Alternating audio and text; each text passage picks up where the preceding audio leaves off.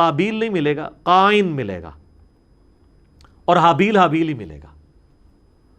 تو بعض اوقات جیسے اب مکہ کی پروننسیشن بکہ بھی ہے، تو ایک لفظ کی 2-3 پروننسیشن بھی ہوتی ہیں، ہو سکتا ہے وہ والی پروننسیشن بھی ملتی ہو، لیکن تورات کے اندر شروع میں چیپٹر ہے پیدائش، اس کے بھی تورات کھولتے ہی 3-4 صفحے پہ آپ کو یہ واقعہ ملے گا، اس میں بھی صرف قربانی کا ذکر ہے کہ دونوں نے کہا ہم قربانی کرتے ہیں تو دیکھتے ہیں کس کی قبول ہو، کوئی لڑکی لڑکے والا چکر ہی کوئی نہیں اس کے اندر موجود۔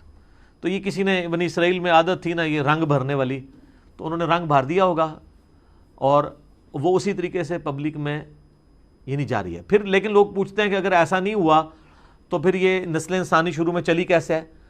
نسل انسانی یقیناً شروع میں تو یہ جو آج ہم کہتے ہیں کہ بہن جو ہے وہ محرم ہے، تو یہ کس وجہ سے کہتے ہیں؟ اللہ نے اسے حکم کے طور پہ نازل کیا ہے۔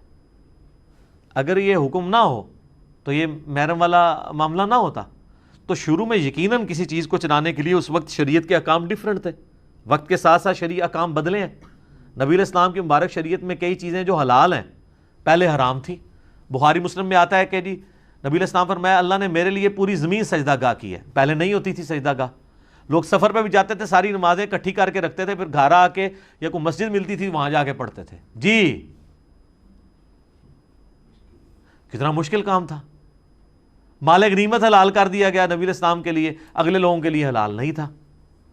تو شریعت میں احکامات اس زمانے میں یہ چیز ہوگی کہ جو حضرت آدم علیہ السلام کی جو اولاد پیدا ہوئی ہے، اور باقی یہ کہنا کہ صبح پیدا ہوتی تھی شام تک جوان ہو جاتی تھی، اس کی کوئی دلیل نہیں ملتی۔ اپنے ٹائم پہ جوان ہوتی ہوگی، حضرت آدم علیہ السلام کی بھی اتنی عمر تھی، تو وہ آپ تھوڑا ان کو جوان ہونے دیں، 15-20، یہ کون سا پاکستان انڈیا والا جوان ہونا ہے کہ 35 سال میں شادی ہو رہی ہے، 12-15 سال میں شادی ہو جاتی تھی۔ تو 12-15 سال کے اندر وہ اس طریقے سے شروع میں اللہ تعالیٰ نے اس سلسلے کو اس طریقے سے چلایا ہوگا۔ خود یعنی قرآن پاک میں اللہ تعالیٰ ماتا ہے کہ ہم نے سورہ نساء کے اندر کہ ہم نے ایک جان سے سب کو پیدا کیا، اس سے اس کا جوڑا بنایا، اور بخاری مسلم میں آتا ہے کہ اماں حوا جو ہے وہ سیدنا آدم علیہ السلام کی پسلی سے پیدا ہوئی، قرآن میں بھی اشارتاً موجود ہے۔ اور یہ سیم چیز جو ہے تورات میں بھی آپ کو پیدائش چیپٹر میں ملے گی کہ حضرت آدم سے حوا نکلی ہیں، تو یہ بھی تو ہوا ہے نا، ان میں سے نکلی ہیں تو وہ بیوی بھی بن گئی۔ تو ایک اسپیشل کیس تھا۔ یہ اکثر لوگ پوچھتے ہیں نہیں شروع جو کام کس طرح چلیا سی، وہ پائی کیویں بھی چلیا سی، تسی دیکھو ہن کام کیں چلانا ہے، اسے چل گیا۔ تو ظاہر ہے شروع میں اسی طریقے سے عورتوں کو آپشن نظر نہیں آتا کہ چلا ہوگا، تو باقی وہ یہ کہ صبح ہوتی تھی شام کو تک جوان ہو جاتی تھی، پھر کراس کروایا جاتا تھا، اس کی کوئی دلیل نہیں ملتی ہے۔ ہاں اسرائیلی روایتیں یہ کہتی ہیں، اور ایون ابن کثیر نے بھی، ابن جریر طبری نے بھی، ہمارے اہل سنت کے جو بڑے ائمہ ہیں انہوں نے بھی یہ نقل کیا ہے کہ، لیکن ساتھ انہوں نے بھی کہا کہ یہ ہماری اسیسمنٹ ہے، ہم اس کو وثوق سے نہیں کہہ سکتے کیونکہ نبی علیہ السلام نے اس کی ڈیٹیلز بیان نہیں کی ہے، یہ کیسے ہوا ہوگا۔ الٹیمیٹلی یہ ایک بندے نے دوسرے کا قتل کر دیا، اس کے اگینسٹ اللہ نے یہ قانون نازل کر دیا کہ ایک انسان کا قتل پوری انسانیت کا قتل ہے، ایک مسلمان نہیں، انسان، اور ایک انسان کی جان بچانا پوری انسانیت کی جان بچانا ہے۔ اصل میں یہ ہے میسج، آدم کے 2 بچوں کے قتل میں جو میسج ہے وہ یہ ہے کہ قتل ناحق اللہ کو ناپسند ہے۔ بخاری اور مسلم دونوں میں حدیث ہے قیامت والے دن سب سے پہلے قتل کے مقدمے کا فیصلہ ہوگا۔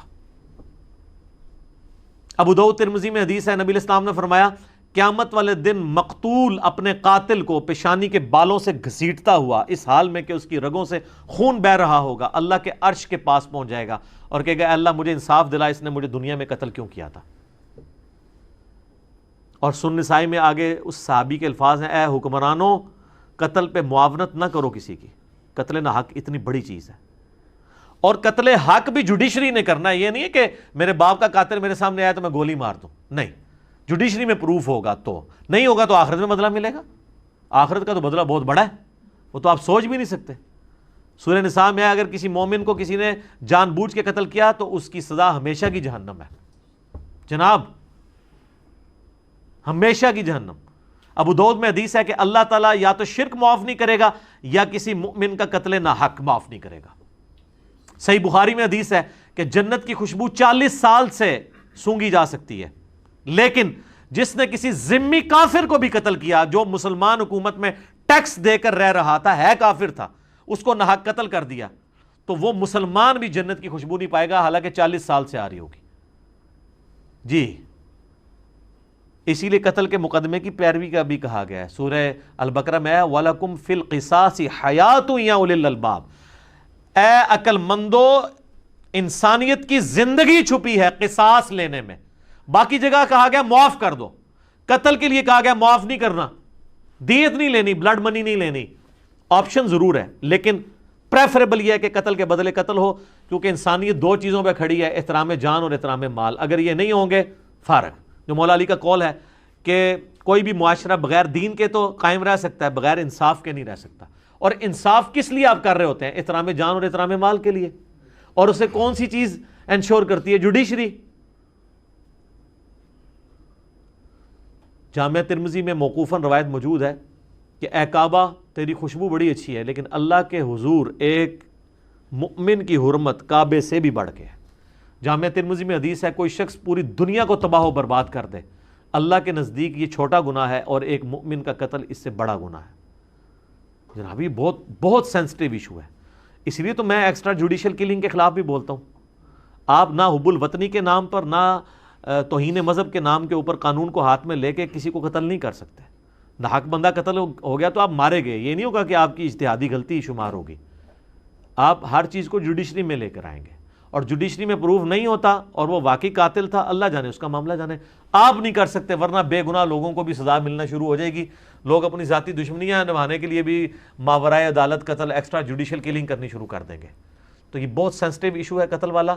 تو یہ حضرت آدم علیہ السلام کے 2 بیٹوں کے قتل والا جو واقعہ تھا، اس سے لیسن یہ ملتا ہے۔ میں اپنی گفتگو کو اس حوالے سے کنکلوڈ کروں گا اسی حدیث پہ جو بخاری اور مسلم دونوں میں ہے کہ نبی علیہ السلام نے فرمایا دنیا میں جب بھی کسی انسان کو ظلماً قتل کیا جاتا ہے تو اس کا گناہ کا بوجھ آدم کے اس بیٹے کے اوپر بھی پڑتا ہے جس نے سب سے پہلے انسانیت میں قتل کیا تھا، اور اس پہ تو پڑتا ہی ہے۔ اور اس کو سپورٹو وہ بھی حدیث ہے صحیح مسلم کی کہ جس نے اسلام میں اچھا طریقہ جاری کیا، جتنے لوگ عمل کریں گے اس کا ثواب اسے ملے گا اور ان کے اپنے ثواب میں بھی کمی نہیں آئے گی، اور جس نے اسلام میں برا طریقہ جاری کیا، جتنے لوگ اس کے اوپر عمل کریں گے اس کا وبال بھی اس پہ ہوگا اور وہ عمل کرنے والوں کے وبال میں بھی کمی نہیں ہوگی۔ یہ اسلام میں اچھی بدعت اور بری بدعت نہیں ہے، طریقہ۔ جیسے یہ ہم ویڈیو بنا رہے ہیں، یہ طریقہ ہے۔ احادیث ریٹن فارم میں ائمہ لے کر آئے، یہ طریقہ ہے۔ الیکٹرانک کاؤنٹر، یہ طریقہ ہے۔ جہاز پہ اونٹ کی بجائے جہاز کے اوپر سفر کرنا حج کے لیے اونٹ کی بجائے، یہ طریقہ ہے۔ یہ سب طریقے ہیں، اس سے اصل دین نہیں بدلا۔ یہ نہیں ہوتا کہ جناب نیچے اس پنکھے کے اور اوپر اس قالین کے، منہ طرف اے سی شریف اور خانہ کعبہ شریف، اللہ اکبر، نہیں۔ یہ ساری چیزیں طریقے ہیں، دین وہی ہے، نمازیں وہی ہیں، طریقہ کار وہی ہے۔ باقی جو دین کو سپورٹیو طریقے ہیں نا، وہ جو بھی اسلام میں کرے گا اس کو ثواب ملے گا۔ تو یہ برا طریقہ اس نے جاری کیا تھا، قیامت تک قابیل کے اوپر اس کا وبال رہے گا۔ وَلِعَاذُ بِاللَّهِ تعالیٰ، اللہ تعالیٰ ہمیں اس گناہ سے محفوظ فرمائے، آمین ثم آمین۔